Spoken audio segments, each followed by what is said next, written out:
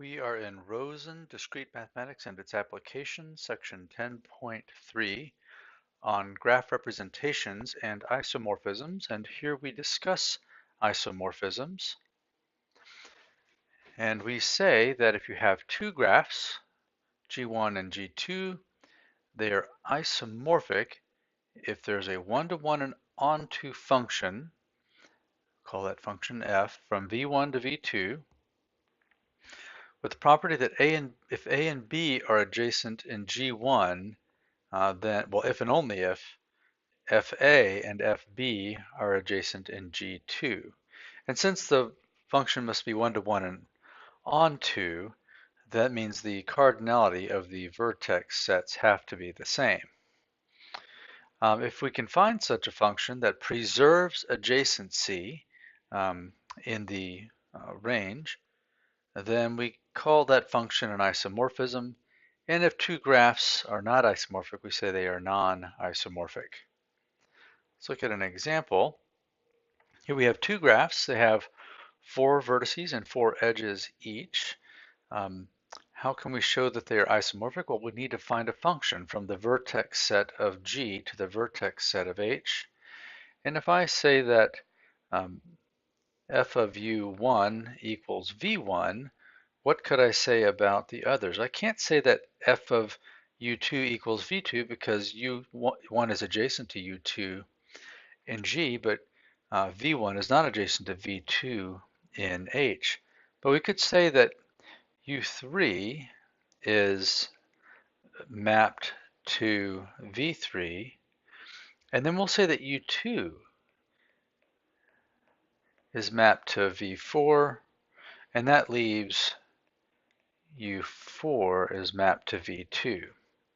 And then that preserves all the adjacencies as well, and that is the isomorphism that we propose here. And note that when u1 and u2 are related, the f of u1 and f of u2 is also adjacent, and if u1 and u4 are not adjacent, and f of u1 and f of u4 is also not adjacent. Okay, so that's an example of an isomorphism.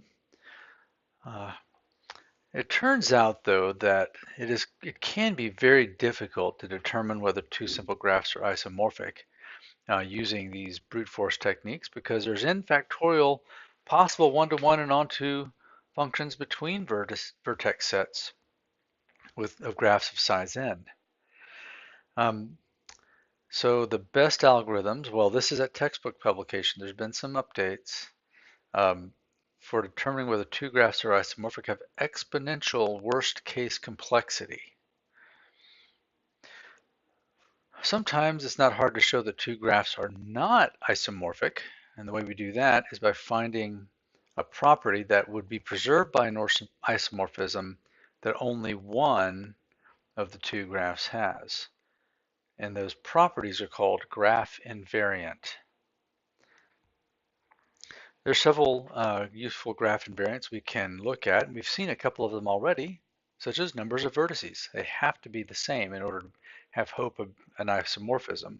If they're not the same, we can say immediately that they're non-isomorphic. Same thing for numbers of edges. And also the degree sequence. If you have a vertex of degree 5 in one graph, you must have a vertex of degree 5 in the other graph. There will not be an isomorphism between them. Also, induced subgraphs.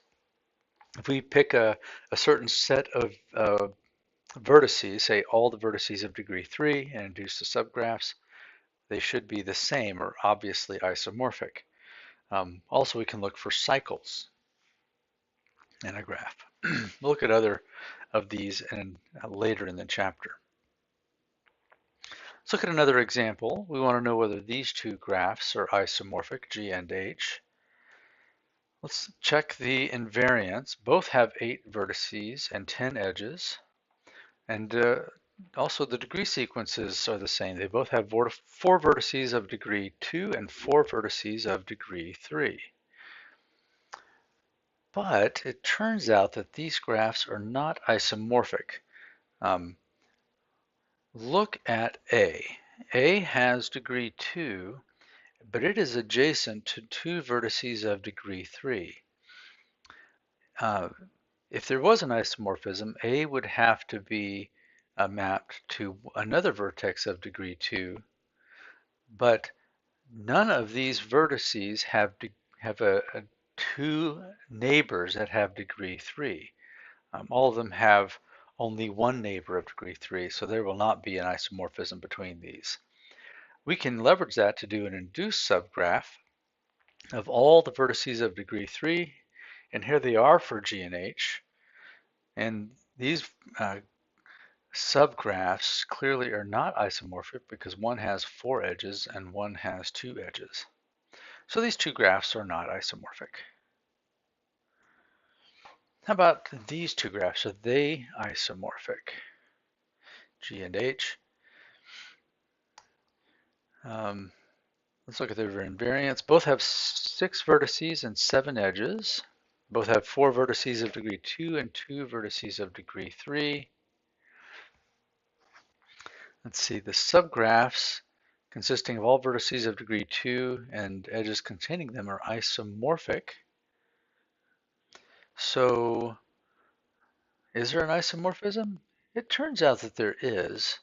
If we connect U4 to V5, U3 to V4, U2 to V3, we can say that U1 maps to V6, and then U5 and 6 map to V1 and V2. And that is the isomorphism that is proposed that does preserve adjacency. One way to think about this would be if we could drag V6 into another part of the space, we can see much more clearly how it aligns with the vertices in G. And when you find an isomorphism, or what you think is an isomorphism, one of the ways you can check very quickly whether you have preserved adjacency is to write down the adjacency matrix for the original graph with the typical ordering of vertices, and the isomorphic graph with the vertices ordered in as a result of the isomorphic function. And in that case, if you have matching adjacency matrices, you will verify that you have an isomorphism. Like I said, the best known algorithms in the textbook publication had exponential worst case performance, but there are several algorithms that seem to be performing very well with linear average time complexity. And there's several of them that we can explore. One is called no automorphisms yes, another one's called Bliss, and they work very fast on 100 vertex graphs for checking isomorphisms. There's many others as well. You can take a look at them. It's an interesting problem because it's one of the few that are NP, but they're not known to be tractable or NP complete, one or the other. And it turns out that a recent claim by this mathematician, Laszlo Bay, seems to have found a quasi-polynomial time algorithm. So that's better than exponential worst case. And there was an updated claim. There had been an error found in his proof. And so far, after he adjusted for that error, it's still quasi-polynomial as of January of 17. And I keep checking for updates, but it looks like it's going to hold. And I'll just make a quick mention. This concept of quasi-polynomial time is not one we address in this class, so I recommend you take a look at time complexity at Wikipedia to see a number of examples of algorithms at various time complexities.